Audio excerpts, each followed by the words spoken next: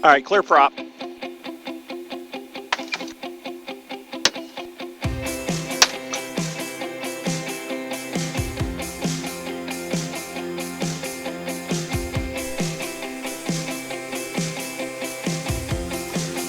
All right, as soon as I get the door closed, I turn the fuel pump on, hit the start switch, and then put my left thumb over on the EHT button.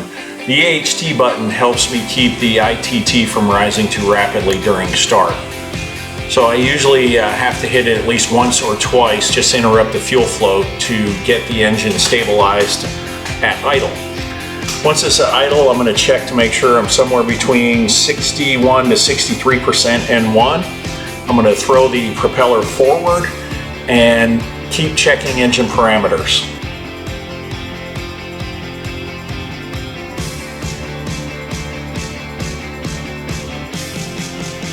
It takes a few seconds for the engine to stabilize at idle. Once it's stable, I'll turn the fuel pump off momentarily just to see if there's any drop in RPM. I don't want to see more than 1% drop in RPM. Then I turn the fuel pump back on and the generator on. Once the generator's on, I look over at the amperage load to make sure it's below 100 amps, and then I slowly start turning other systems on in the airplane. You see first here I turn on the cabin fan, check the amps, and then I'll turn on the air conditioner.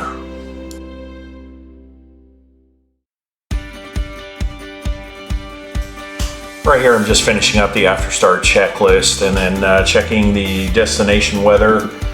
Making sure I get the correct frequencies and the radios, especially there's a Class Delta just north of this airport. In case I have to duck into there, I want to have the tower frequency preloaded. And then I start taxiing out and doing the before takeoff checklist. Always remembering to wave to your neighbors.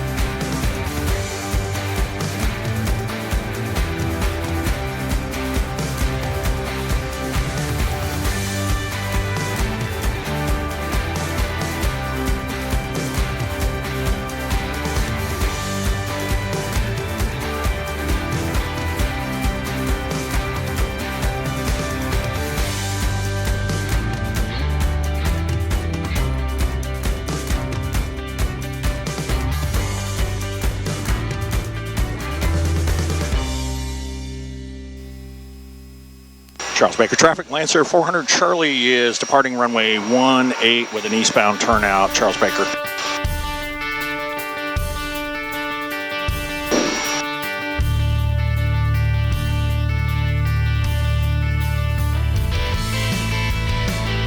All right, finals clear. Runway is clear.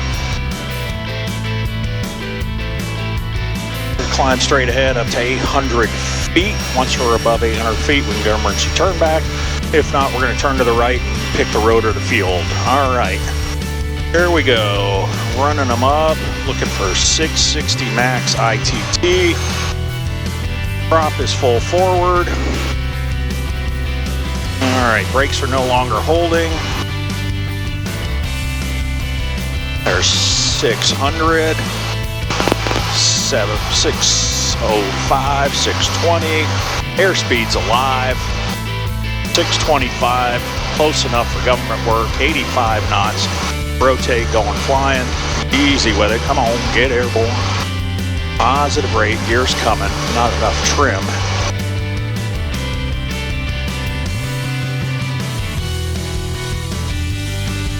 Alrighty, there's 400 feet.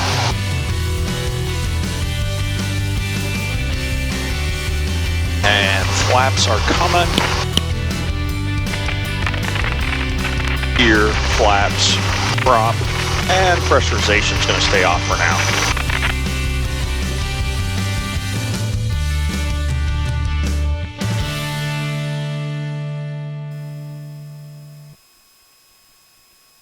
All right, got to keep it below 200 knots underneath the Class Bravo.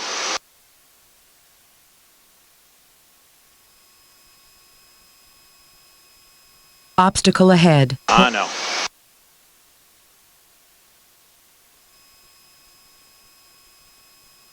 Just a little bumpy out here today. Over in northeast Shelby County in Memphis. Got some big towers off to the right and a bigger one off to the left.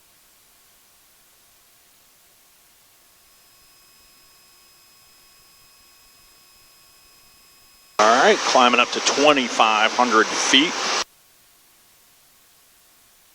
Big towers, big towers.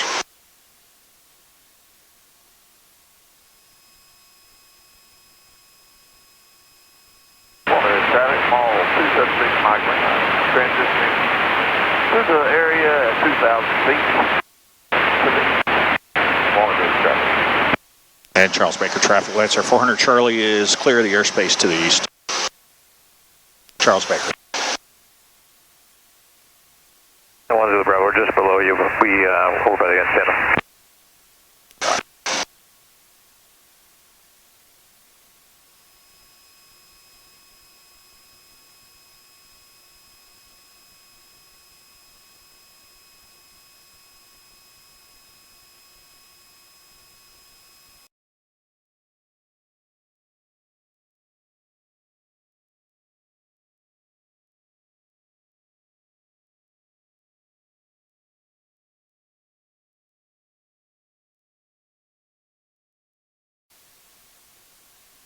Yeah, right there at 200 knots and 3,500 feet underneath the Bravo.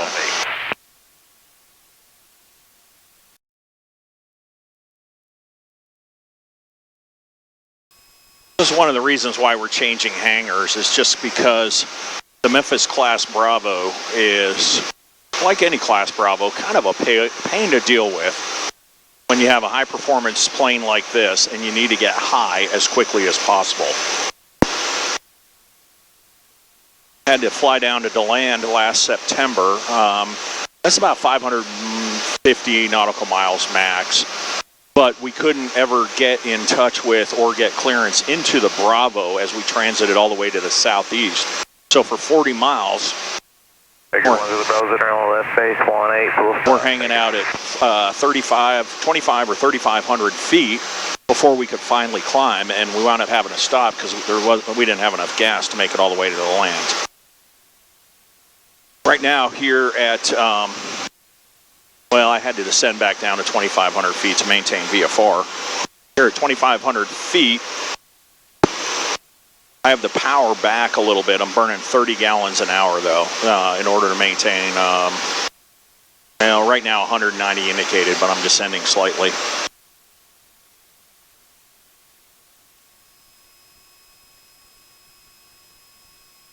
And once I get out from underneath this class Bravo,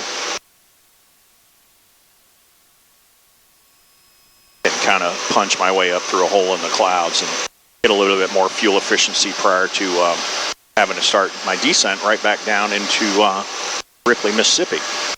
Ripley has much cheaper jet fuel. The hangar space is much cheaper as well.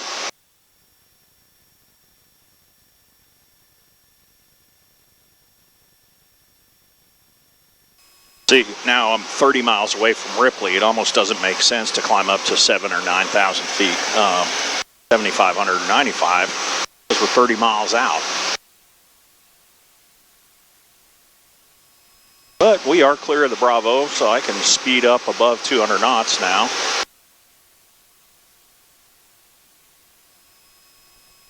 Radar altimeter right here, so we're hanging out a little bit not calibrated. It says 2,000 feet AGL, might be close.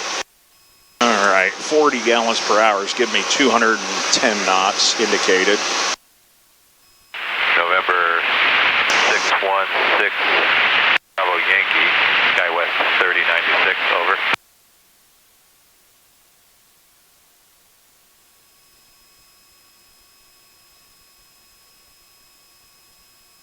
Climb up here to see how high these tops go, get out of the bumps a little bit.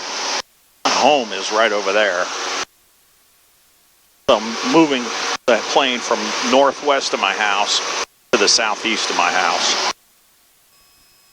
So for the most part, no matter what flight regime I'm operating, 660 ITT is usually the limiting factor. I never run the risk of over torquing it or over boosting it. Automated weather observation at 1557 Zulu, altimeter 3009er, weather advisory, temperature 31 Celsius, 2.30 Celsius, high condition clear at 9 or 900.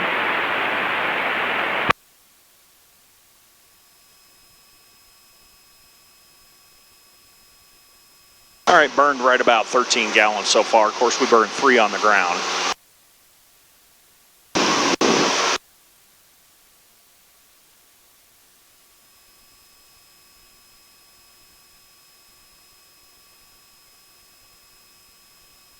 Yeah, looks like we'll be on top here at 7,500. I don't have the pressurization turned on, so that's going to be about my comfort level.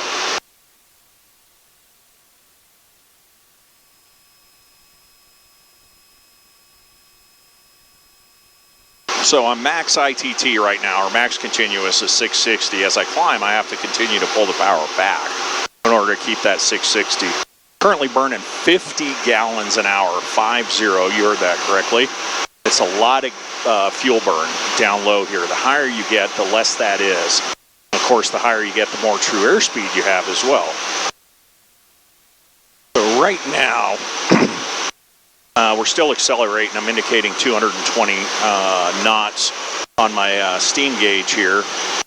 215 on my G5 220 now.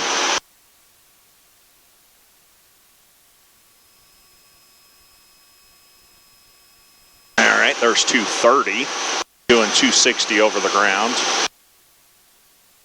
Showing right there.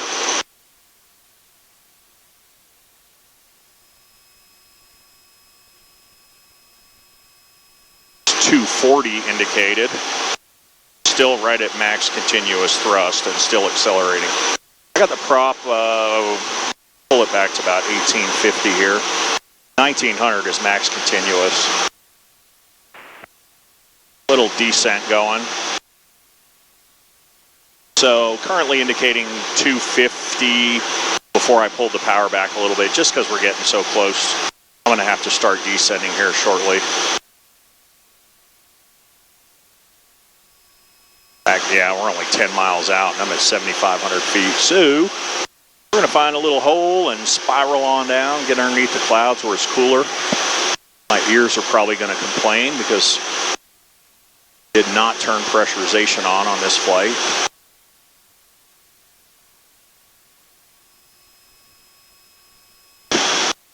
Pressurization is an amazing thing. The only drawback of it, and it has to do with Boyle's Law, is that once you turn pressurization on, it just follows the ideal gas law of PV equals nRT, the pressure increases, the volume's the same, so by necessity, the temperature has to increase. So with the pressurization on, it can get quite warm in this cabin, especially when you're pointed toward the sun. Unless you get up into the high teens or low 20s, and then radiational cooling happens. Ripley traffic, Lancair 400 Charlie is 7 miles to the north, inbound for landing, runway 22 Ripley. All right, so as we're idling down here, there we go, now it's at the full idle stops.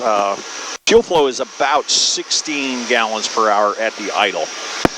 So those of you guys operating IO 550s, lean at peak at 16.5 gallons an hour, well, that's my idle. And that's the lowest I can get. As I get down on the ground, idle is more closer to roughly 19 to 20 gallons an hour. But conversely, I can pull it back at altitude to 25 gallons an hour, and I'm doing 260 true, give or take. And if I leave it at MCT at 17.5, I'm usually getting about 290 to 300 true, depending on temperature and everything else, weight. All right, because I'm a turbine, my pattern altitude is 1,500 feet. I'm going to assume the winds are out of the south, so Ripley traffic, Lancer 400 Charlie is 4 to the north. Going to set up for a right base, runway 22, Ripley.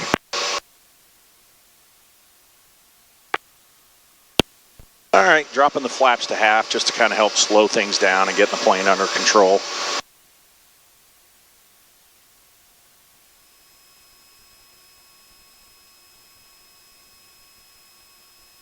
I can't go to full flaps until 132 knots.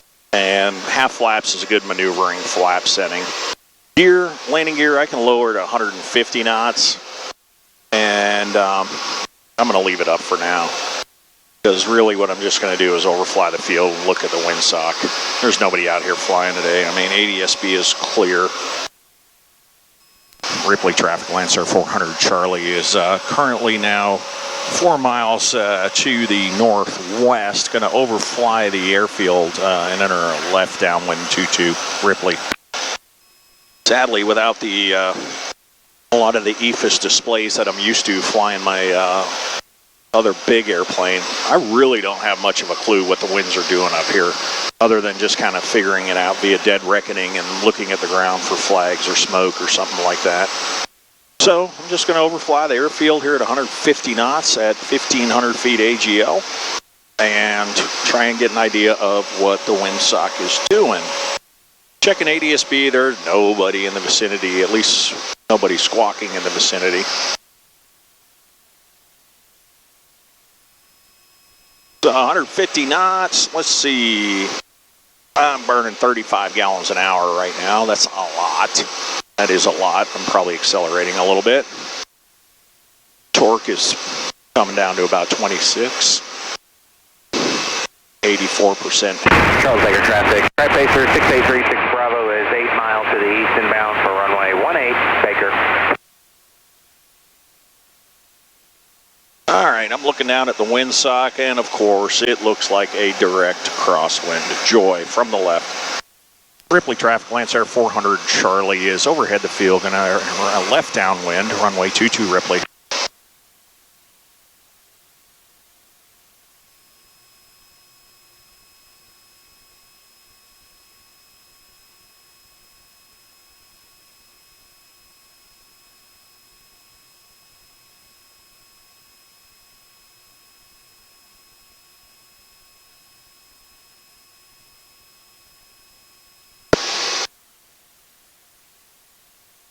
All right, bringing in the gear.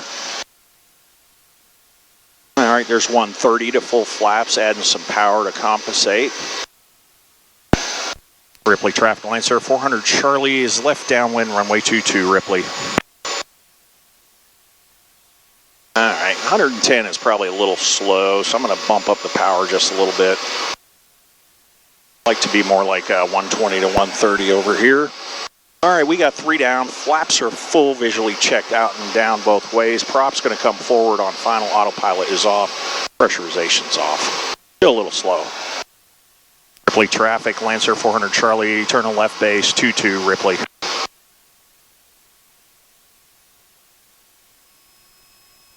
Problem with this airplane is, or the challenge with this airplane, I should say, is it is hard to slow down. And so 130 to 120 on base, that's the rad out, resetting to 200 for final. Ripley traffic, Lancer 400 Charlie, turn to final, runway 22 Ripley. So I'm constantly pulling power off as I come all the way around the pattern here.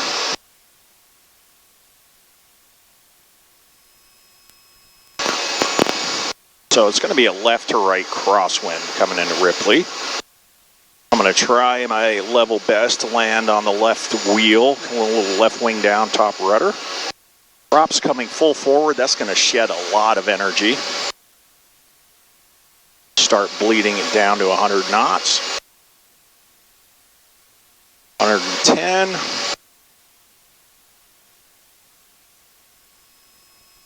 No Pappy, no Vazzy. I'm just using the aim point. Rad out, that's a good marker right here. Still 105 knots. Starting to bleed it off slowly. And I'm going to kind of just touch down with some power on.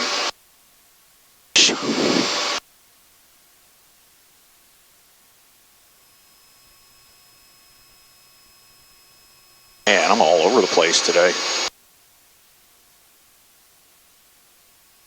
And full beta. I'm not even touching the brakes.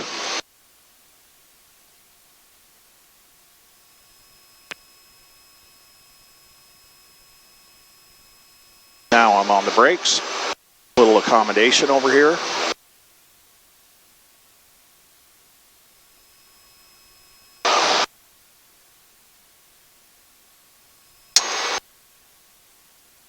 Ripley traffic, Lancair 400 Charlie is doing a 180 on runway 22 to taxi to park. Ripley. A little bit gusty coming in here today. I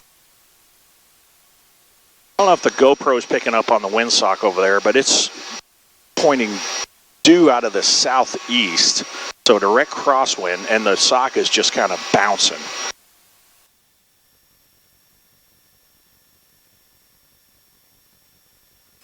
So on that one there, probably if I'd have floated any further, I was just going to go around.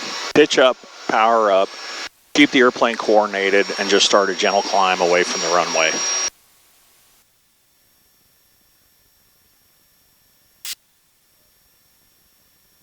All right, so what I just did is I turned off the landing light. There's nobody here that I have to worry about running into me or me running into them. And I turned off the door seal there, just in case I need to egress. That's one less thing I got to worry about. Our new home is a third hangar over here. And my partner told me it had the kind of woodish looking door. It's actually rust.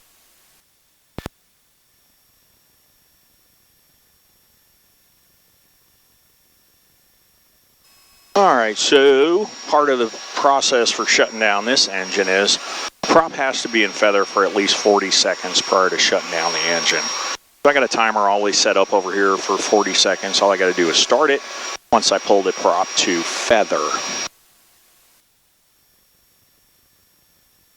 And habit pattern wise, I'll just start getting prepared about 10 seconds prior. First unlatch aircon, cabin fan,